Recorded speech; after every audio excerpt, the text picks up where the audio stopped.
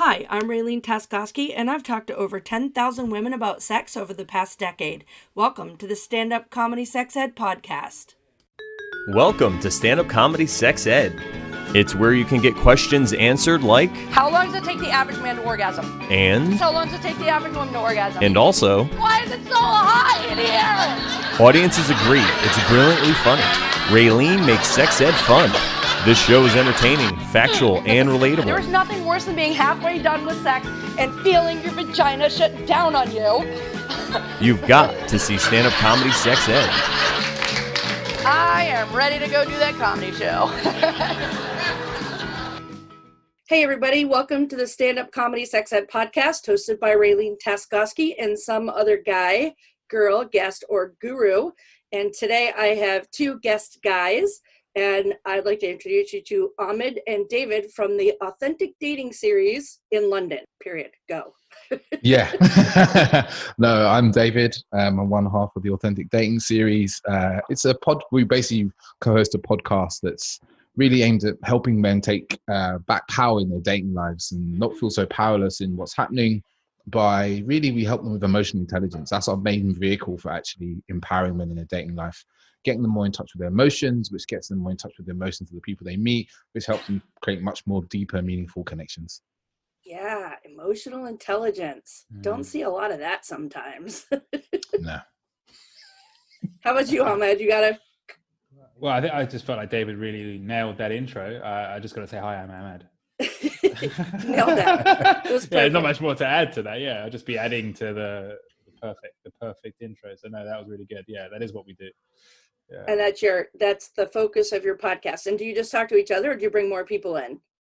Oh, So in our first season, we were nobodies, right? So we did a whole bunch of stuff just together. It was just me and David talking in a room to ourselves. And then, but then we started inviting guests. But then in the second season, we've really amped it up with the guests. Like it's just guest after guest after guest, and it's been really, really cool because we've been meeting some really awesome people. That's good. I've actually met a lot of really awesome people doing this, and I don't know why it took me so long to just start a podcast. So what do you do like a Hitch type thing? Like Will Smith, you bring a guy on and teach him how not to be a douchebag? Not yet, but that's a great idea. That's a really good idea. I'm just going to write that one down. Yeah. Hitch episode. Contact douchebags. Exactly. Make They're not hard to find. Anybody who sends a dick pic, douchebag. Okay. Especially, but only if if it wasn't asked for specifically. True. We don't get a lot of dick pics. I'm pretty sure most of them are unrequested. There's a whole weird thing about that, isn't it? Like I read this article around dick pics and the sending of them in it. It's like a bit of a power trip. It's like a man feeling he has the power to kind of enforce his penis upon a woman or upon her eyes.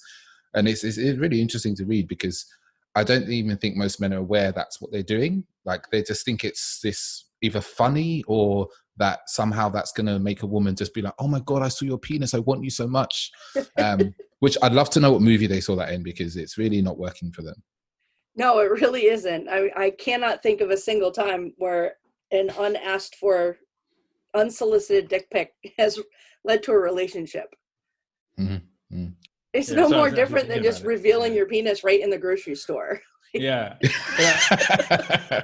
Yeah, like it's a fascinating article you read there because I'm just thinking, yeah, where does that come from? It's a bit like catcalling. Yeah, we didn't ask for that either. Yeah. No. I do know in like certain countries, like my family are all from Jamaica, so I've been over there a few times, and like catcalling there isn't even catcalling; it's a way of speaking to women. It's an and art. Women respond like, you know, guys will like shout across the street. She'll look over, she'll kind of like smile, she'll have that little, like twist her hair, and he'll be like, okay, cool, I'm going. He'll run across the street, he'll talk to her, they'll flirt a bit, he'll take her phone number. You know, if you're in certain parts of London, you see some Jamaicans and they're still doing it, and you see that, oh, this catcalling thing, it's not just like saying lewd things, it's like complimenting from across far, going over, having a nice conversation. It's just that most guys have forgotten that next bit of like going and talking and having a nice conversation. Right. Now they just say, hey baby, you look hot, and then they show a picture of their penis. one they had in their wallet. Just Right. You want to see a picture of my dick? yeah. So here's a question: have you ever gotten an unsolicited vulva pic? I haven't. I was just looking at David like. I have, you know. Did you? There you go. Unsolicited. Yeah. I think, I've give a bit of detail to this. I was doing online dating when people thought it was really fucking weird, like way back, 10, 12, 13 Yeah. years ago. And I was on a website that was very well known at the time, and used to find that, used to talk to women sometimes, and it happened very rarely, but I can think of at least twice where I was talking to a woman and she was like, this conversation's not, going where I want it to go. And I said, oh, what do you mean? And she just literally just sent me a picture of her naked. I thought, I did. I told this story a couple of podcasts ago, and I was talking about a woman who was doing online dating, and she had gotten a few dick pics. I said, I got one. I got a vagina pic. I got the full Monty with a toy inside of it. And so I don't know if you guys know what I do, but I'm in direct sales, and my company sells adult novelty products. And so I had been at a party with this woman earlier in the night. She had taken her toy home, but we had been chatting because she thought she might want to do what I do. And she went to send the picture to her boyfriend, but you know how in an iPhone, the last 4 people you talk to are up there, and she had hit my name by accident. Oh man! And it was late at night, so I didn't see it till first thing in the morning. And they're stacked, so you see the last one she sent. She's like, "Oh my God, that wasn't for you." And I'm like, "What's not for me?" Click. And then I had to Google, how do you delete a picture from your iMessage, because it just kept showing up all day long. It burned my retinas. It's in there forever. Oh man! Oh wow! Oh, that's funny. So what kind of subjects are you talking about on your show?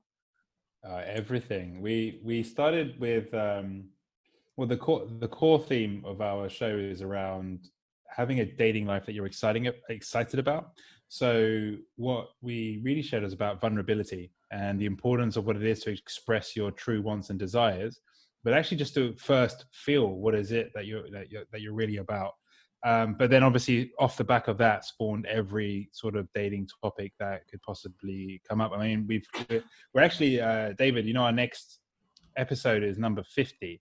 It's which for us is huge. When we first started, and we just started churning them out weekly. So every week we would sit down and go, "Okay, what's the thing to share this time?"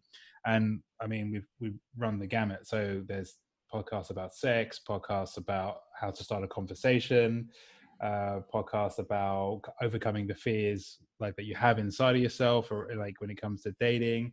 And then there's some off dating topics as well. Right. Yeah, it's like my show. It's supposed to be about sex, but we get off topic quite often. However, if I'm trying not to talk about sex, I can bring it back to sex so easily. Sex is about everything, really, isn't it? It's dating is really about sex. We talk about dating, but it's there's a procreation element in that's our long game for a lot of people, right? Or at least intercourse is the long game. Well, I mean, so that was the next thing I was going to ask you about. How does a guy, does he decide on the spot or when he's going out whether or not he's looking for a hookup or a relationship? And are guys thinking hookups lead to relationships, or are they willing to have a relationship before the hookup? Well, I mean, first you have to acknowledge that all men are the same. Yeah. Yeah. We're all clones. Yeah. Every guy is definitely. God, if you were, it would be so much easier. Yes. I don't know. It depends. It depends where we are on the range there. But speaking from my own experience, I have to say that there's definitely periods in our lives where, all we want is just to have the experience, is to have fun, and actually it's quite explorative. And then over time, you either decide, is this something that I want to have a relationship? And I say decide, and that's a very loose term, because for some people it's very difficult to decide. There's a range of guys who are stuck in the cycle of just having sexual encounters, or going from one relationship to the next and keep having the same thing fuck up time and again. I know men and women, like we all have it, right? Right. But I'd say, like, in general, like for like, I'd say most men probably do want to have a relationship in the long term, but they're still in that area of trying to find. And from our experience of coaching men, like, we really find that a lot of men like struggle with making that choice, like going, well, who is right for me, and how do I know? And also for themselves, knowing that this is something that they want to do. Yeah. So we did some research between our 2 seasons, and there was a question around relationships, actually, in like, do you want a committed relationship? And we asked like 20, 30 men this question, and we kind of amalgamated down the answer. And I always remember it because the answer is something, it's along the lines of, yes, I do want a committed high level relationship that's deeply connected and so forth. But until I find that, I want to have fun. I want to have sex. I want to have lots of sex. You know, men do think, I think there is this idea for a lot of men is like, oh, I'm looking for a relationship.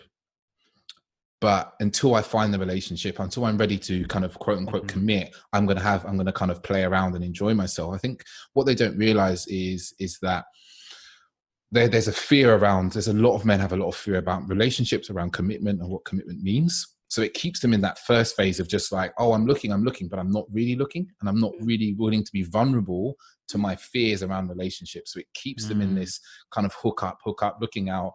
So I think some men do, I think, you know, in that immaturity where it's just like, oh, let's just lay as many girls as I can, kind of, you know, frat boy mentality because you think that's what masculinity requires of you. That makes you a man. And I think as men mature, if and when men mature, you mature into your emotions and you realize that there's someone else involved in this experience. And it's not like, you know, we just come off a podcast just now, we were talking about sexual performance, and we said how when you're an immature man looks at sex as something he does to someone, he does to a woman. And as you mature, you realize it's a co-creation. And I think as a man matures, he realizes that creating a relationship isn't like, oh, I'm going to find the perfect woman, is that you create that relationship and you evolve together as people.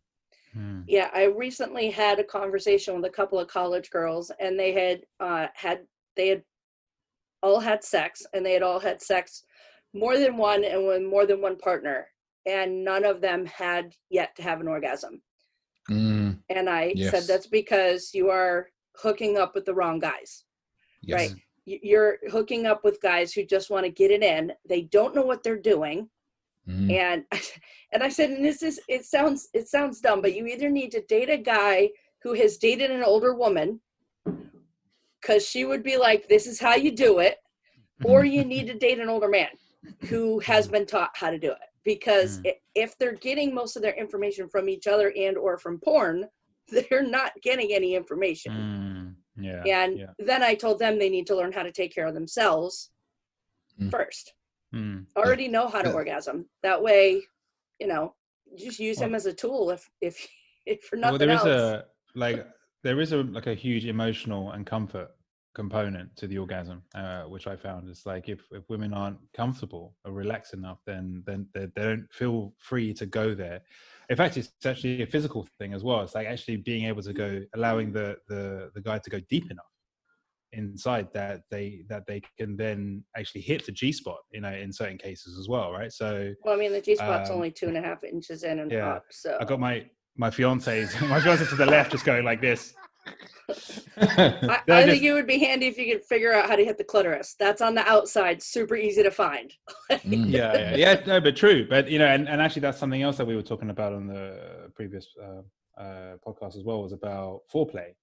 And all of that, and actually, and what you were saying about the college guys or whatever, like, you know, if your education is from porn, it's just like, you know, just straight in there, and that's all you see. You don't, I think, Dave, you pointed this out, right? You don't see foreplay on porn. Right. You don't see this kind of loving undressing of someone and the exploring of someone's body, and maybe all you don't even see is like the slow build up around the clitoris, the touching. It's like it straight goes to kind of this like aggressive rubbing, and you're kind of like, whoa, that's not how it is. It's like, you know, you get into that, and like you said, I think it's a really good point, because it's interesting with like the young people, right? It's a young man, a young woman, and they're both exploring, but yet they're not really exploring. They're kind of having sex exactly the same way all the time, which is like put it in, stick it in a few times. He comes, everyone rolls over and goes, "Oh, that was great," when actually it wasn't great for anyone really. And it takes a man or a woman being with someone who is more experienced and is more caring and more kind of considerate to realize that, oh, there's more to this. Or if they stumble across some wonderful education and some learning, then that's also something that can help them. Right. I wish that's why I really wish sex ed would start a lot earlier. A lot earlier. And I really wish, I mean, honest to God, I wish they would just teach masturbation in school. Like, it would make life so much easier if everybody just knew how to do that. I also think the art of the dry hump is gone because everybody just hooks up. Yeah. The dry hump was good for figuring shit out because the only thing you can really get to is the clitoris on the outside, and you're just rubbing on each other. And that would have been, you know, but now everybody's just, let's have sex. Like, well, why don't we just roll around a little and make out?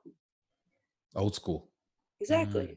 Like I remember the years of dry humping. It was like, sometimes I do it now, just, you know, just for some fun. You know, me and my partner, sometimes me and her will have some dry humping. It's just, you know, just to almost like you know, you can have sex whenever you want, but to add something different is to like go, no, we're going to keep on our underwear and explore, you know, and it's something that I think you don't start thinking like that until you've kind of gone full circle and you've experienced many of the things. You come back around and go, how am I going to refine this experience? How am I going to make it better? So I've been married 23, almost 24 years. And so many people think that, you know, it stays the same. And it a little bit does. And I kind of equate it to, like, if you have taught a mouse how to go through the maze and get the cheese, then that's the way the mouse is going to go get the cheese. Right. And so if it ain't broke, don't fix it. But then sometimes because you get comfortable with each other, or because I do what I do, we'll just throw something into the mix and it's completely different. And you're like, holy shit, how did I not know there was another path to that cheese? There's a super highway. Exactly. That's a different side of the cheese I wasn't expecting. So it's not, it doesn't go away. It does get less frequent. I think just because we're tired now. I think there comes this familiarity. Like I've been in isolating, so we say, with my partner. We don't normally live together, and it's been 2 months now. We've been in the same house, and we've had a few conversations over the time. I think about 3 weeks in, we're like, are we having less sex than we would normally? And we sat and we talked about it. We're like, oh, well, normally we'd only see each other maybe once or twice a week. And now we're together 7 nights a week and we're having sex this many times. And then we did some mathematics on the calculator and everything. We worked out that it's about the same. I think there's a familiarity, and it's this idea that, you know, and I obviously haven't been married for 20 plus years, but it's this idea of like, oh, well, I could do it tonight, but I'm a bit tired, but I could do it tomorrow or the day afterwards, you know? Right. That really is how it is. Like, it's cool. Just, you know, we could do it tonight, or we could do it tomorrow, or we could do it the next night, you know, or, oh, you've got Navy duty and you're going to be gone for a week. Then we have to do it tonight. Then it becomes like dating again. Yeah, it's bringing the dating back. Yeah.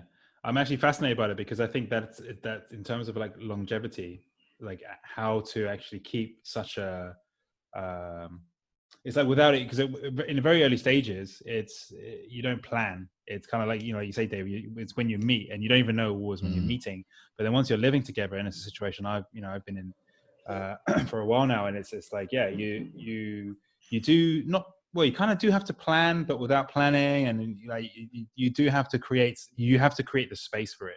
Otherwise, there isn't this spontaneity, as you were saying, David, is just out the window, because like it does become that, like what I equate it to is a bit like going on holiday. It's like when you're on holiday, you want to make the most of everything. Every day you're out and you just want to make the most of it.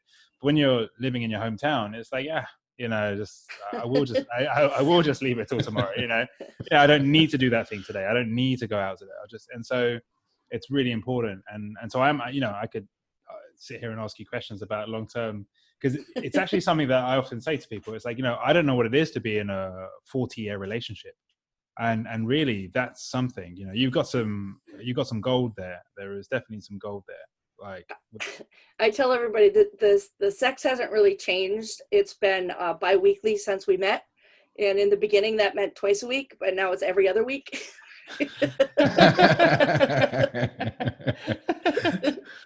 Special bi-weekly. yeah. It's an exaggeration, but I mean, you just, once you get to the point where you know that person is going to be there for you when you're ready, and also when you've been with somebody so long, sometimes you're just like, go away. Yeah. Oh wait, come back here. I forget I like having sex with you. I don't want to train anybody new. I don't want to I'm just like. Yeah. Have you ever tried scheduling sex? No. But there was an app I saw on Shark Tank a couple of weeks ago, and it was an app where it was basically just a button and each partner had one. Yeah. And when you were in the mood to have sex, you could push the button, but it wouldn't do anything unless the person on the other side also pushed the button. Because there's a lot of times where you would be like, I could have sex tonight, but I'm not gonna I don't want to put on lingerie or brush my hair or whatever. But I mean, if he wants to roll over, it's fine.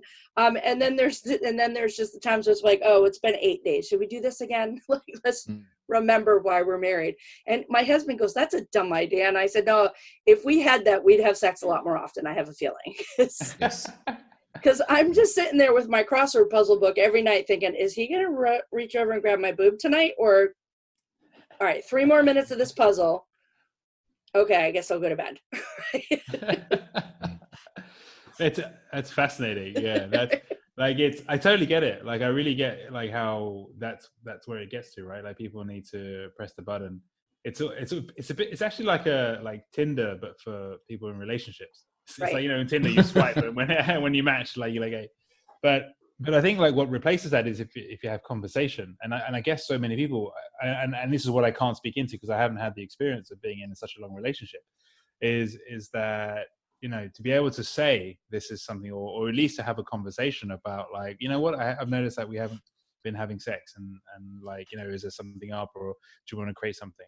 And I really think there is something to be said for scheduling, David. Like actually just it seems like it's not romantic. Yeah, right. Yeah, I got my fiance in the background. She's just like saying it's not romantic. But when you got a busy life, or you got a schedule of any sort, and when you're two people living, right, doing stuff, like, if you don't somehow figure out and you just leave it to chance, well, other stuff's always going to come up, right? Like, just right. anything. Yeah. Well, we do this thing now because he works from home 1 day a week, and we call it nap time. Okay. He'll just be like, I'm ready for a nap. Oh. And then he's like, do, and he runs into the bedroom. Like, it's nap time. And of course the colleges are closed, so our college age daughter is home. And so I don't know why it would put the kibosh on things, because she used to live here all the time and it wasn't an issue. But now sometimes he's like, shh, and I'm like, dude, I'm not loud. I'm just breathing. She cannot hear me, I promise you. Hold your breath. But now, and I have always hated morning sex. I really always have. But she sleeps in super late. So now sometimes I get up, I brush my teeth, come out, make my coffee. And then when he gets up and he gets into the shower, then I'll run back into bed. And then he comes out and he's like, ooh, look who's here. So it is actually more fun now, because we're trying to create the space outside of, what's normal for us. But it's interesting. There's ways you can do things and schedule things and make it fun. And there's added a spice as well. Yeah. Oh, and it doesn't end. I don't know why everybody's afraid that sex ends. And I've told people I don't intend to stop. I actually intend to die having an orgasm. I'm going to come and go at the same time. It's a good way to go. Come and go. I like that. I like that. I want to die and go from a heart attack from an orgasm. That's the plan. That's how I'm going out. It's a good way to go. Well, I don't know. I've got to speak for the other person involved in this. Right. It's like you're in heaven, like, yeah, I got my wish. The other person's like, oh my fucking God. Like, I killed her. are you actually napping? Is it? I fucked her to death. What the hell? Yeah. You're right. I didn't think about that. I didn't say I was with a partner. I just said I was having an orgasm. Yeah, you're right. You didn't say that. But, I assumed. I assumed. Right. Well, in the joke that I used to tell at my parties when my husband could never hear me was that it would, because women generally outlive men, and I was like, it's going to be with a much, much, much younger man. Like, okay, yeah, I get it. One of those college boys that needs to learn how to have sex. That's what it's going to be. You're giving back. Right. Sex education. Yeah, gonna have to delete all of that. I'm kidding. Hands-on education. Yeah. I think there's a lot of money in it. I think there's a lot of money in it. Yeah. I also do a comedy show called Stand Up Comedy Sex Ed. That's where this came from. Okay. And it is a combination of a stand-up comedy, a sex toy party, and a sex ed class all together. Oh wow. And that's like, so when you said there's money in it, that's what I meant. I'm not out to be somebody's granny hooker like in a couple of years. I don't want to do that. But I do like to have the shows because I educate men and women at the same time, but more than just educating, I'm giving them talking points so that when they leave, they can say, what did you think about that joke or that statement or that whatever, yes, where it might just be, like when you were talking about the differences between men and women. So the average man orgasms in, I always say 2.8 minutes because that's the number that I learned right away, but certainly less than 5 minutes is how long it takes the average man to orgasm. But the average woman takes between 18 and 20 minutes to orgasm. And so as soon as I say that from the stage, all the guys are like, no, she wasn't fucking lying to you, dude. We need foreplay. Yeah. And I have a 3D clitoris that I bring up to show them how it all works and where everything goes. And I can see the looks on their faces. And then I tell a joke and everybody's laughing. But I'm giving them information that they can later use to talk to each other. That's some anatomy. Great. Yeah. That's amazing. Yeah. And I love the fact that you can, I was going to say, I love the fact that you can really see on their faces who's clueless and who's not. Like, it's like who's going, like who's seeing this for the first time. I might actually use that line in my next show. It'll probably get a good laugh.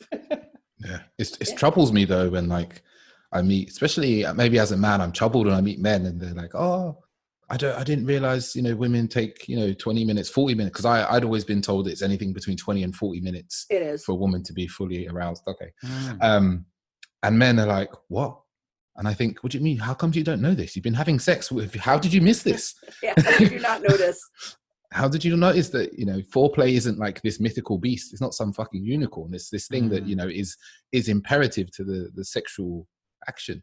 Yeah. Holding up a 3D clitoris blows both men and women's minds because when they see how big the clitoris actually is and how much of it is hidden inside the body and, to get the blood flow to the clitoris is important. And that's all the foreplay. You can't, it's not like a penis where you can rub it, flick it, lick it, blow it, whatever, all of that stuff. The clitoris is just from the outside, we just have the little bean. And like you said, they're just like, and you're like, slow down. It's not a DJ booth. Get off it. You're not scratching right now. Exactly. Too hard. Stop it right now. And when they can see that, then it makes a difference. And I've had people tell me after the shows that they were able to have conversations with their partners or they learned something new that they didn't know. And then it's also good to let them know what all the toys are for, because going to a sex toy shop it's awkward at best. Yeah. I love the places actually, but I maybe I feel that my sexual education is a bit different from most men. I was like, I always embraced these things I didn't know. I was like, oh, sex toys, I don't know what those are. I'd meet a woman, I'd be like, what sex toys have you got? And she'd be like, oh, I've got this one, this one, this one. I was like, oh, what does this one do? What does it feel like? Where does it go? Like, how do you like it? More because I just want to know. World. Yeah, I'm just really intrigued. And I think maybe I was going to ask you this is, you know, a lot of men are quite scared of sex toys. There's this idea that, you know, they've watched too much Terminator and they're like, oh my God, the robots are going to replace us. Like it's not going to replace you. You're a man, not a. Yeah, there's a difference, but a toy can never replace the intimacy of face-to-face breathing, sharing each other's air, the arousal that comes with it, the tingles that go through your body, the nerve endings that are stimulated. A toy can never replace that. A toy can't also take out your trash. So men will never be fully replaced by toys. No, but there is a robot that does that, I think. Yeah. It takes Yeah. But I went to a party one time and the husband was super pissed because we only do ladies only. And he was like, you know, having an attitude, and he leaves and he slams his door, whatever. And then the party's over and he comes home and I ask him to help carry my totes out to the car because I bring a lot of inventory. And he goes, I'm not touching your box of fucking dildos. And I don't deal with this kind of shit. And I was just like, it's a Rubbermaid tote, fucker, put it in my car. So we go out and he goes, just so you know, we don't need any of this shit. And he chucks my box into the car. And I looked at him and I said, if your wife came home with $150 worth of sex toys and you didn't hear what she said, you deserve to be miserable. And I got in my car and I left. And I was just like, fucking pay attention. She literally is telling you what she wants and what she needs. She brought it home in a black bag.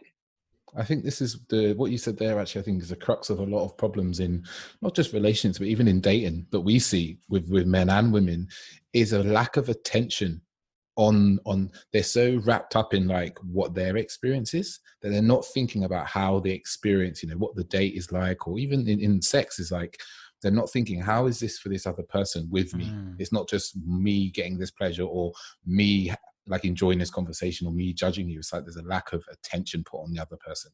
Right. That is true. People just get wrapped up in their own thing and they forget. Well, I was going to say, like, there's also this sense of awareness, right? Just actually having this self-awareness, because, like, in contrast to David, I grew up in a very strict religious family, and I feel that kind of, let's say, I guess, programming in a way will then set me up in a particular way to be averse to exploring these things. Like, I really went out on my own to explore and to discover for myself, but it wasn't with any sort of freedom. So I really get like why a lot of guys would feel awkward with, say, sex toys, or it's just like it's just not what they're familiar with. It's just not what you're being shown. And with everything else that society teaches you on top of it, you know, with all the stigma and all this stuff and performance and machoism and stuff, like it just becomes like, yeah, exactly what that guy is like, I don't need this, and then not really, I don't need this, right. So I really get that, but I think with self-awareness, and you can start to actually break down what is it, like what is actually going on, what does it mean, what is this plastic toy, like what is this, like, and actually and actually ask, you know, really go like and ask, because like with my experience, like, yeah, absolutely, the inanimate objects are never going to replace like the animate objects, the real things. So right. They never will, they never could, they never should. I did meet a college girl one time, and she had come to a couple of my parties, and she had like everything. She was going through the catalog. She's like, I have this one, I have this one, I have this one. And we were talking about sex. And she goes, oh, I've never had sex before. I'm still a virgin. And I was just like, you were going to be so disappointed. Wow. I said, not really. Because there's an intimacy, but penises do not swirl. They don't have ball bearings. They don't have anything. They don't go for like 17 hours without replacing their batteries. Exactly. And nor should they. I think I was watching a TV show once, and they said the average time of a sexual experience, not including like foreplay, is like a commercial break. Like, it doesn't take that long. No. 2.5 minutes, 3 minutes, isn't it? Well, that's why I said 2.8 minutes is kind of it. Yeah. But it's because, and I had a girl, well, I've had more than one, And they say, and he just goes and he goes and he goes. He's like a jackhammer. He's just like, well, they say he goes and goes and goes. And I'm like, is he like a jackhammer, like a rabbit? He's just banging. And she's like, yeah. So I said, that's why it's taking him so long, because he's reducing friction on his penis. So if you grab him by the hips and force him to go super, super slow, he'll blow. And they're like, you serious? I'm like, yeah. Because once you over friction, then you're not feeling it anymore. You become numb. You become numb to the feeling. Yeah, So, I think there's a big thing about slowing down. I imagine that's part of the sex education, is like people slowing down sex, because this, with the college kids, I just think they just go at it. But actually it's like, it's almost a rhythm, you can kind of peak and drop down and change position and go for a little drink, go to the kitchen and get some water, come back, change room. It's like, it can be a whole exploration of each other, instead of just this, like, let me get it in and just like go, because it's not. I remember one night many, many years ago. So I am super, super affected by caffeine. So I won't have caffeine after noon.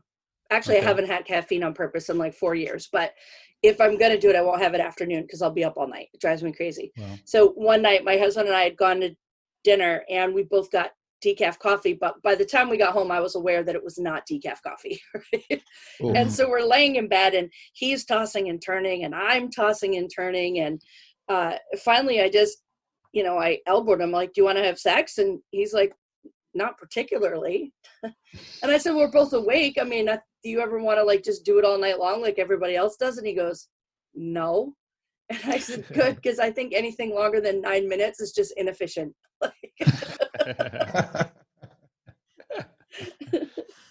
It would have been funnier if I told the pre-joke, which is when and I'm going to fix this and edit it. I'm kidding. I don't edit anything. One night, do you guys have Law and Order over there? I've seen it. Yeah. Okay. I've heard of it. Yeah. So when we first got married, it was on every single night at 10 o'clock. And one night we got into bed and it was 9:51. And I said, you want to have sex? And he said, we don't have time. I said, yes, of course we do. So we do what we do.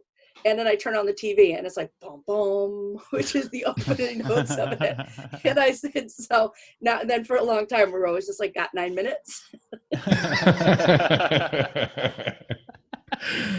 Like I said, it was down to a science. Mouse with the cheese. We knew exactly what button to hit and when.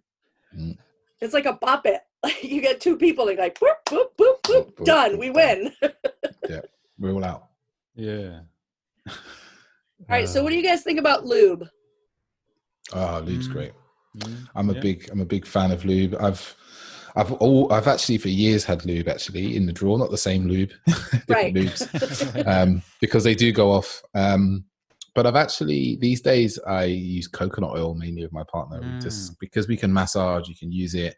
And it's just, the only issue is when you use a lot and you massage, you use a lot, it stains the sheets. Yeah. So are you using fractionated coconut oil or are you using solid coconut oil? It's solid coconut oil. You should probably use fractionated coconut oil. Okay. The solids are probably what's staining your sheets anyway. Okay. But if it's solid at room temperature, then it's less good for you. Fractionated coconut oil is basically not THC. That's totally different. Give me some of that coconut oil. MCT oil. MCT oil, like it's medium chain triglycerides, which is basically coconut oil with the fat sticking out of it, and that you can use, and that's good for massage too. But it's the same stuff you put in bulletproof coffee. I don't know if you have bulletproof coffee over there, where it's basically. We do, but I've never seen. I've never actually seen the coconut. And do you know what? This is the new thing I've learned today. The fractionated coconut oil. I've never heard of it. Coconut oil. I've got the solid stuff in my cupboard right now. Yeah, I use it for cooking. I'm not putting that in my vagina because I mean it will melt. But what I tell my customers is you can use coconut oil with your partner, but don't use it with a toy, not the solids. Okay. And also, you should not be using MCT oil or coconut oil with condoms because it will break them down. Because it's an oil. Can break them. Okay. Do you know what? A toy that me and my partner have is a crystal wand. Ooh, you got a glass toy? Is it a glass toy? It's rose quartz. Oh. The crystal quartz. Honestly, AJ, invest in one. It's great. Is that from? It's that, like it has. Is that the one from you saw online? Yeah, I bought it online. It's just like it's magical. I think it has magical properties. Rose quartz. I'll have to look into that. I'm a big fan of that's stone then. Yeah, it's a stone. Yeah. So it's similar to glass. Has the similar properties to glass. That can warm up and it can cool down. Yeah, it gets really cold. Yeah. Well, sometimes it's really cold. I tell people all the time, like when we don't sell glass toys anymore, which makes me sad because it's literally my favorite thing in the world. But room temperature, let's say room temperature is 70 degrees, your body's 98.6. So by doing nothing at all, you apply that to your body and all of a sudden the blood flow in your body rushes down and goes, what's going on down here? Yeah. Oh, that's a good point. And and you can chill it even more if you want. Not to people that don't put it in the freezer. Oh, okay. Put it in the freezer and then you try to put it in your vagina. It's gonna get stuck like when you stick your tongue on a metal pole, and you just be like, ah! All right. I'm putting it in the freezer tonight then. Put it with but you could chill it in some ice water to make it even colder, and you can also get it warmer. So put a glass of warm water and yeah, they're don't great even things, think about these things. Wow. Yeah, hot sensation play, like hot and cold. It's quite fun. And like the only reason I know about that is because one time my husband had a fever, and to this day we don't know why he had a fever, but he felt fine. He was just hot as fuck, and he was like, "Want to have sex?" And I'm like, "Sure." And like a half an hour later, I could still feel the heat inside of my body, and I was like, wow. "Damn." I'm glad I discovered glass toys because I was probably going to kill him trying to give him a fever again. So I can keep that. Oh, love it. Yeah, I just figured God gives me all the information I need and I can share it. I feel I've learned a lot just in the last 3 minutes there. Are you taking notes? Okay. Yeah, mentally, yeah. I'm just like, okay. Yeah. I mean, it started off with a coconut and now we're on to glass toys. I've never actually tried glass toys. So I'm missing a trick. So many people are afraid of them because they think they're going to break. And I'm like, these things are like solid glass. One friend said, well, what if he breaks it inside you? And I'm like, what the fuck is he doing to break a 1-inch thick piece of glass inside your vagina? Yeah. Like, have you been training your vagina to smash glass? Like, calm down. Like but yeah, that's a holiday toy right there. I don't ever leave the house without that. And it doesn't get picked up in the TSA radar either because it's glass. I did get busted with a suitcase full of sex toys once when I was traveling down. I was doing a party in another state, and so I only brought a carry-on because I'm cheap. I don't want to pay for luggage. And so I had 3, and it was a long time ago, so they were really long because the toy part was only like 4.5 to 5 inches long, but then you had the battery pack, which was another 4 inches because it held 4 batteries. So it was they were long, and I had like 4 of them with me, and I put it down on the security the belt, and I wait to see it go in, and then I go through and I do the little stand there and get x-ray thing, and I come back the other side, and my suitcase is stopped in the middle. Oh shit! And I see this fat guy staring at it. He's just glaring at it, and then he looks up, and I smiled at him and I waved, and he snaps his head back down, and he boom, and it goes sliding right off the end of the thing, and I was like, "Thank you." Oh man. And I love that story from my perspective, but I'd love to hear that story from his perspective of what happened that day. The shit they must see, like in general. For them to let that pass, it just be like, fuck's sake. He's gonna be like, I saw this girl going on vacation, she brought 4 huge vibrators with her. Is it AJ, did you ever there's a guy I've met, he's called Master Peter, he's a dominant male dominatrix, and he was saying how he often travels to do his work, and he was flying to Germany from London, and he said literally in his suitcase was like various whips, floggers, some dildos, and then he got stopped at security because one of them was like quite long and stainless steel, and he said when they opened his bag he was just like they were like, "Sir, can we open your bag?" He was like, yes, you can. And so they opened the bag, and they looked in the bag, and he was like, "Oh, what is it that you're concerned about?" And he goes, "The man had just like paused because he just wasn't sure what he was taking in, and he was like, there's something long and metal in there, and he was like, oh yeah, it must be this, and it's like this massive steel dildo thing." And the guy's like, Okay, I'm not cool. touching Yeah, that. you can put that back in. Traveling with sex toys. Yeah, it's funny because my husband has been busted more than once. Like he gets the suitcase opened and there's a little TSA note in there anytime he carries the toy, and and I'm just always giggling. I'm like, mm-hmm. And then one time I was traveling and well, we had traveled together, and when my suitcase came off, my husband's like, your suitcase is vibrating. And again, it was because I was doing a party while I was down there and I had put everything in the suitcase. So I said, well, it's probably the vibrator. So I opened it up and I'm like, oh yeah, it's the vibrator. And I turned it off and I re-zipped it right in the airport in front of everybody. He's just like, Christ. So then a couple months later, I was traveling and I get my suitcase and it's vibrating. And I'm like, what the fuck? Did he sneak a vibrator in there? Because I don't travel with them. And it was my razor. My razor was going off. And so I always take the battery out of it, which is stupid because if it was a vibrator, it wouldn't bother me. But it bothers me that my razor goes off. So stupid. You might cut up your clothes in your bag. One time I got busted with a can of ravioli. Coming back from Jamaica, actually. Really? Ravioli. Yeah, we had stayed at like a it wasn't an all-inclusive, but it was no, maybe it wasn't Jamaica. I think it was St. Thomas. And so we had it was not an all-inclusive, it was a timeshare. And so we had I had bought food while I was down there and I wasn't going to, leave it. So I brought back a ton of alcohol and one can of ravioli.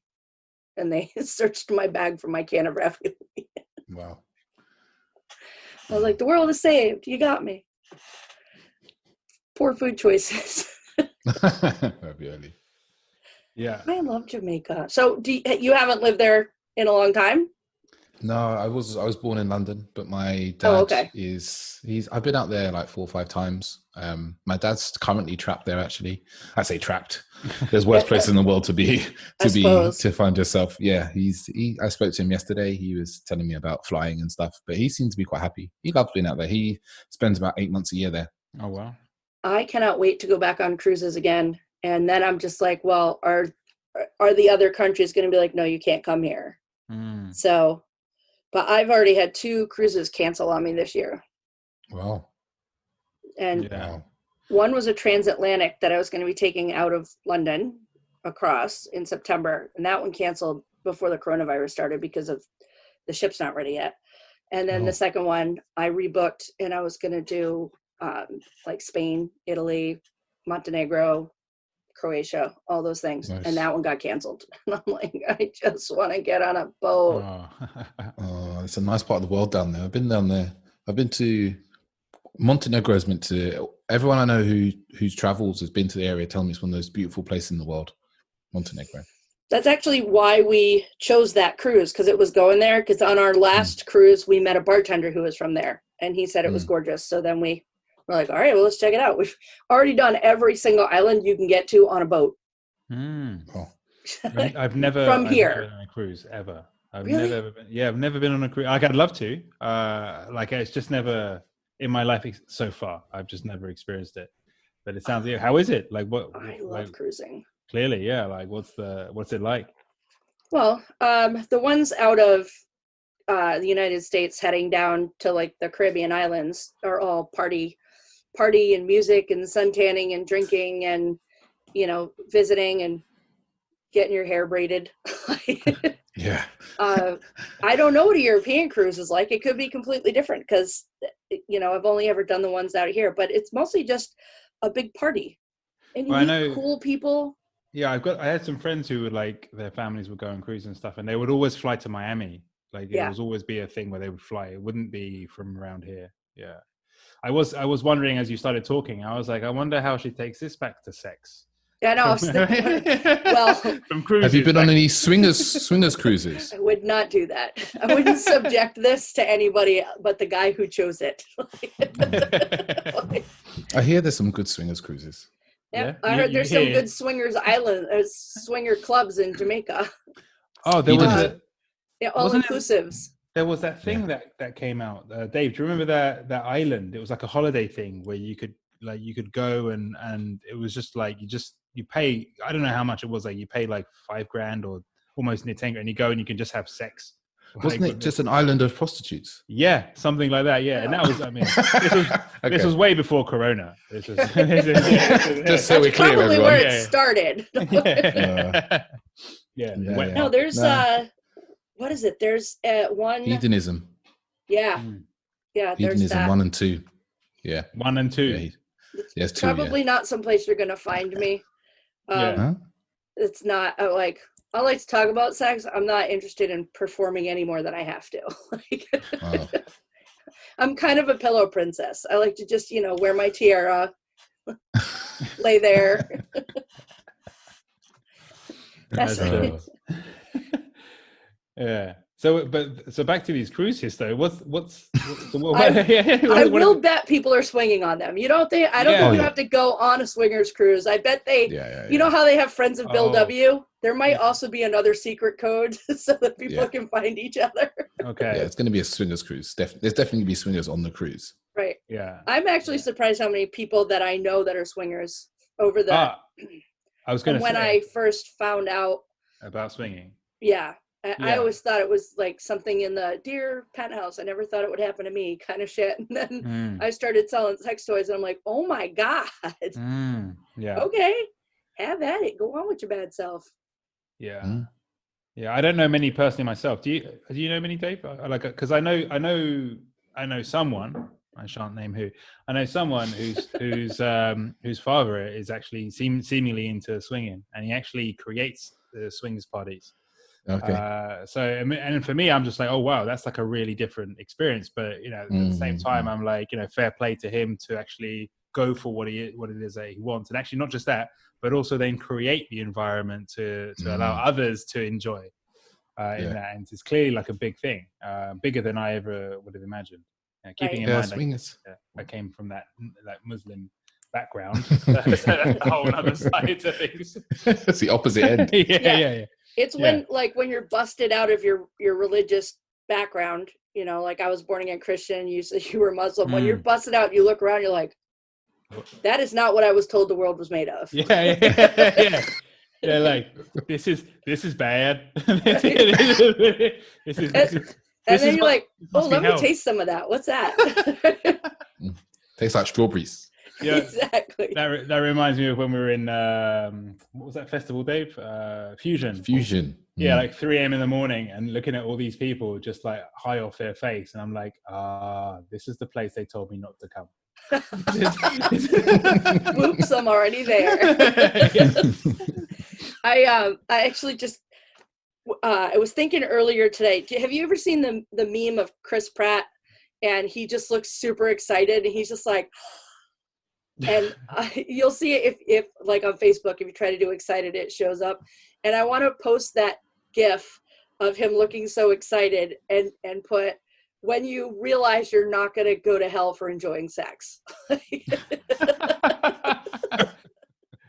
As you said that, I'm wondering to myself, have I really reached that point yet? Have I got to that point? Have I reached? You're definitely not going to hell. Do you know what? Not for having sex, not for enjoying sex with my partner. Like, I mean, I'm probably going to hell for other reasons, but that one's off the table. God understands. You're okay. You're married. It's the rest of us. Yeah, the rest of us, infidels. Wasn't married for the first couple of years. I think it's all right now. I think it's okay now. Like, I don't know. I'm all about learning about the body, and I also. Christians have a problem with this. I don't think that God gave us these incredibly sexually stimulating bodies and said you're only allowed to have sex in one position or one way or with one type of person. I just don't think he did. But here's a question for you though. I mean, that's interesting logic, but it brings back something from earlier, which is why the fuck would you create a system where men will come under 2.8 minutes and women 40 minutes? It's like, what kind of joke is this? It's just like. I will say the best thing you ever did was put your prostate gland up inside your butthole so you can't play with it all the time. All the time.